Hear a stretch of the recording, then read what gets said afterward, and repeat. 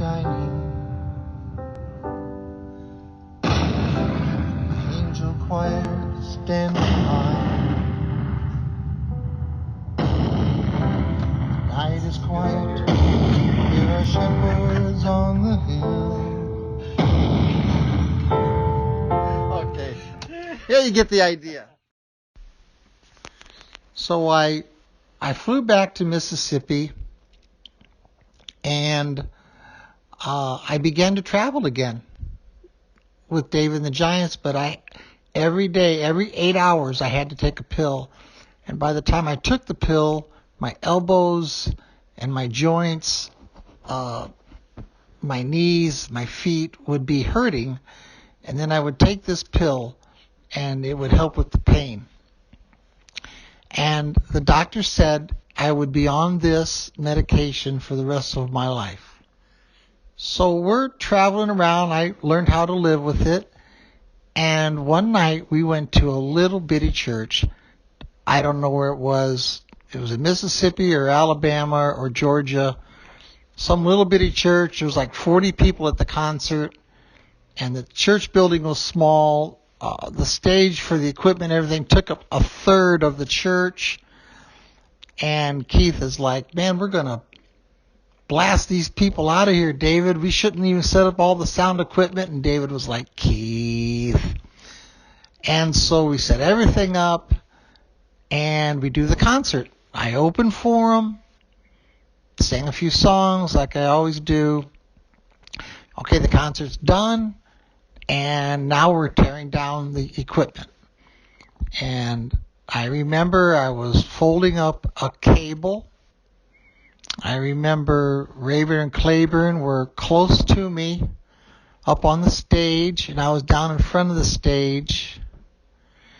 And a little old lady comes walking up to me. And she's kind of bent over. I mean, she had to be, 80 years old. And she walks up to me, and she said, April 24th, 2018, telling the story about when I got gout. So I'm 24 years old-ish. I'm with David and the Giants. I had been with them for a while, and I was traveling with them, and I was opening for them their concerts. And then I got sick, and I kept getting weaker and weaker and had pain in my joints. And finally I got so sick that Rayburn and Claiborne called David, and they came and they got me and they took me to the hospital in Laurel, Mississippi. So I'm in the hospital, and I got IVs, and they said they didn't know what was wrong with me, and we decided that I needed to go home and figure out what was wrong. So they got me an airplane ticket, and I flew home. Mike Wilson picked me up at Chicago. I don't remember if it was Midway or O'Hare, and Mike drove me home. He said, man, Phil, you look sick. And I could barely move, and I got to the house, my mom and dad's house, the same house where I had the dream years earlier about singing a song, and I was upstairs. And I went to the doctor, and they found out that I had gout, and it was an extreme case of gout. So they put me on medication, and I took 3 pills a day.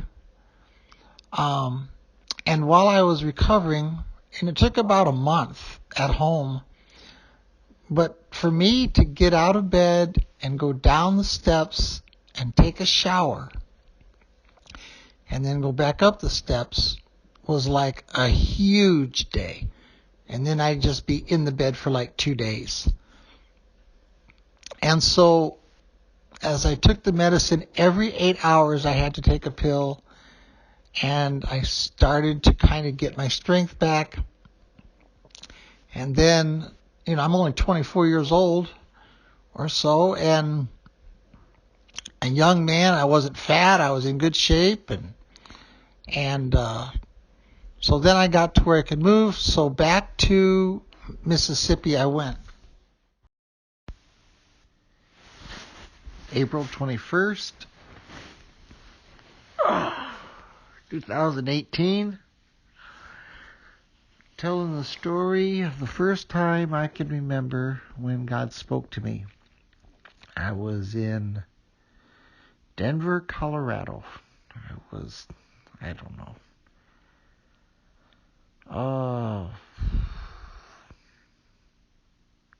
20-ish years old. And I was at a youth conference, and after the service, one night,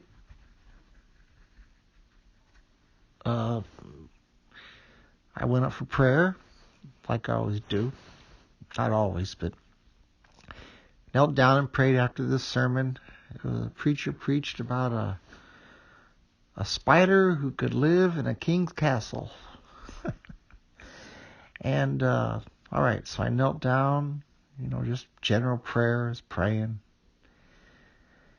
And all of a sudden,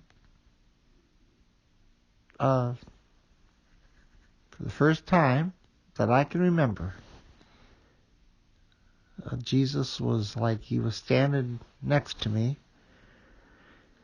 kind of behind me, I think. And I didn't hear it audibly, but I heard it. And it was very clear, like he has talked to me ever since.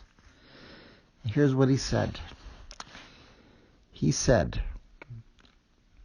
I want you to go back home, and when you get back home, pick a day. Any day. It doesn't matter what day. But on that day, leave and go to West Virginia and help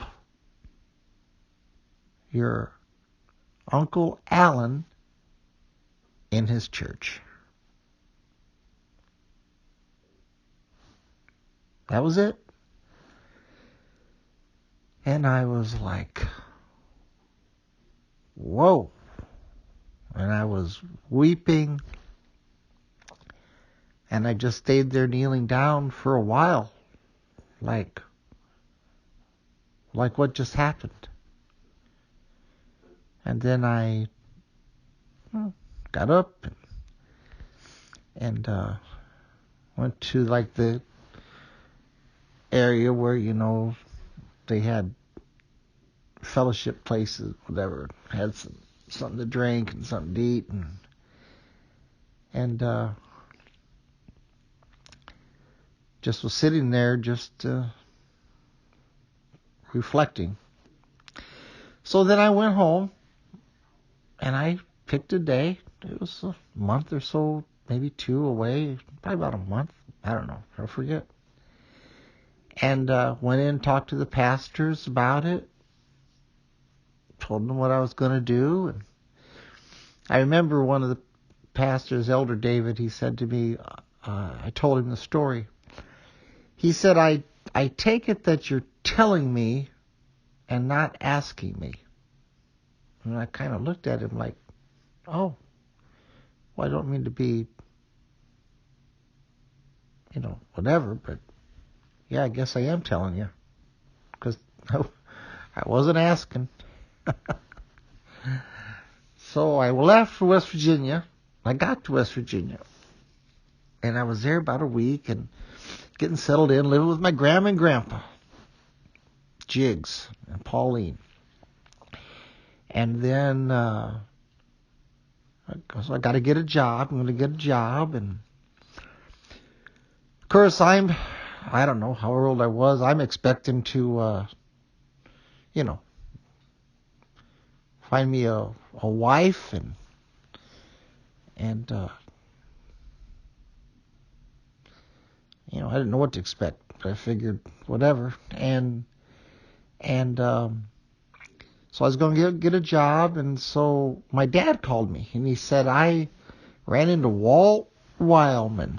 Walt Wildman was an executive back in the day, a place called Associates. They gave car loans, and they gave loans and home equity loans, and they were like a finance company.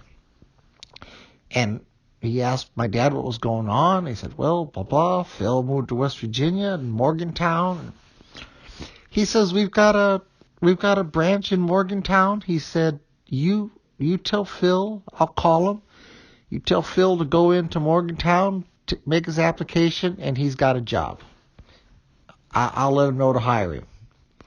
So my dad told me, I'm like, sweet. So here I am. I'm going to be driving a nice car, having a decent job, making some decent money, and nice. And then, so I got up that morning to go to the Associates. I put on my suit and tie, and in my Audi car, my Audi Fox, and off I go through Morgantown to the Associates. I'm on my way to the Associates. The job is waiting for me. And the second time Jesus spoke to me, it's weird. It's like it was yesterday. And I'm driving in a car, and the Lord says to me, second time I heard him, clear as if someone, like I'm talking right now. And again, it was kind of like it was behind me, like to my left. It's like God has always spoken to me in my left ear.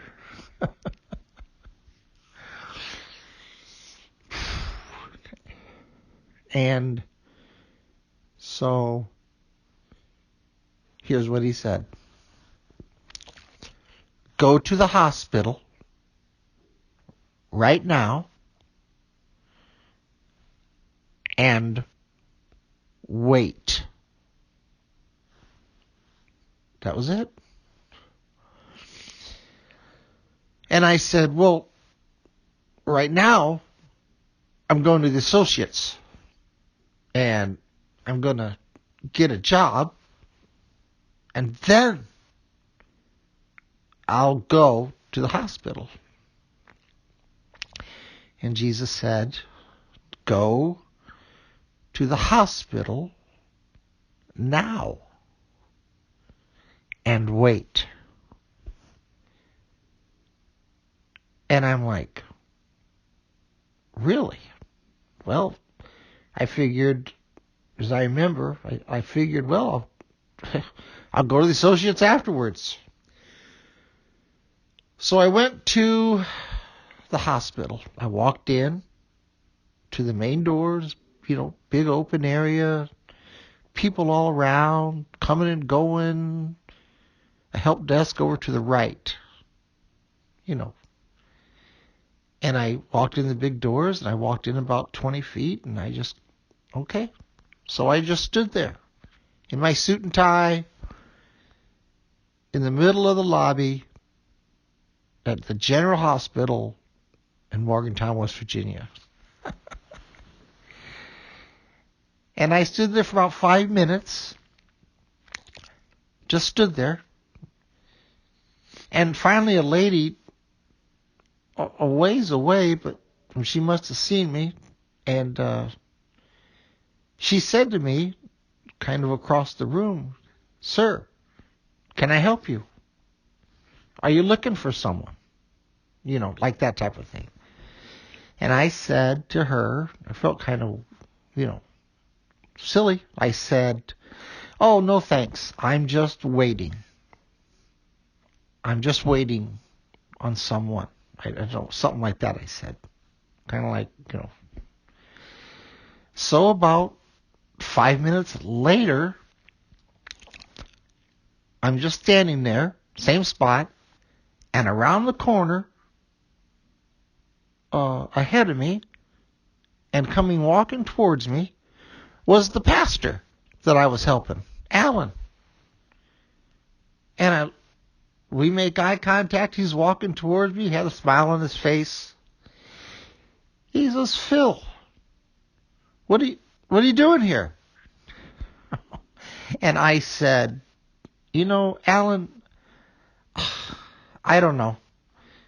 I said I was driving down the road, and I just felt like God said for me to come here and wait. He looked at me kind of funny. Really? Yeah, really.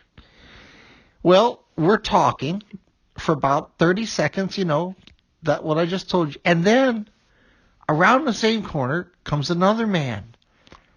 And he turns and sees him, and they're, "Oh, Alan," and they're, I think his name, I forget the other guy's name, John West. I think that was his name. And they greet each other like they're long lost friends. Well, this other man was the pastor also. "Oh, what you been up to? Blah, blah. Come on over, let's talk." So the three of us, we went over into the corner of the atrium there, whatever, and we sat down. They're talking and laughing, and I'm the odd man out. And come to find out, this other man, as they're talking, he's got a Christian school. He said, and Alan was like, "Man, I'd love my kids to go, but how do I get them there?" And Alan and John, no, Joe, his name was Joe West, and he said, "Well, I've got a little bus, and we need help, and we can pay a little bit." And by the end of the conversation, I had a job. I was going to pick up the kids every morning, Monday through Friday, drive them to school, work at the school, drive them home. And that was it. God's like, "Yeah, that's what I want you to do." And I never made it. I never made it to the associates. That was it. And yeah.